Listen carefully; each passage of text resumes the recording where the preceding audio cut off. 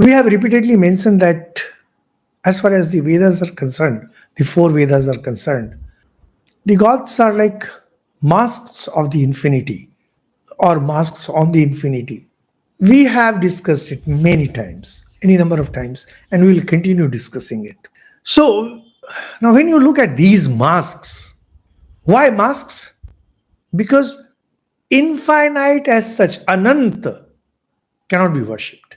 To say that somebody worships God the infinite is the silliest thing that we can think of, because infinity implies that you are that infinity. Now, if you are that infinity, who will worship whom?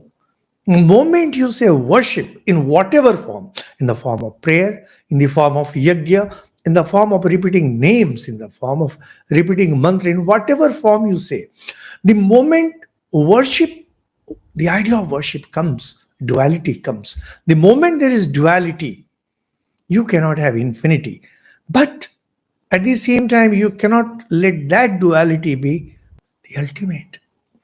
This is a very tricky thing. Unless you understand this point, it will be pretty difficult for anyone to understand the fundamentals of spirituality. In spirituality, God is infinite. No religion will ever tell you that God is not infinite, excepting for maybe some worship system of the Aborigines.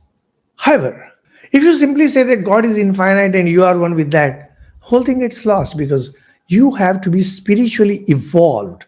You have to be spiritually well educated to go for that idea.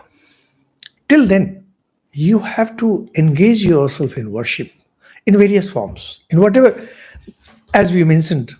There has to be a verbal connect. There can be connect through sacrifices, that is yajna, and through ritualistic worship, through whatever means,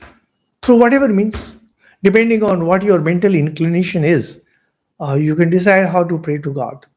And naturally, you need masks, because the mask that suits you the best, we all have different tendencies. And because we have different tendencies, we like to worship that divinity that suits us most.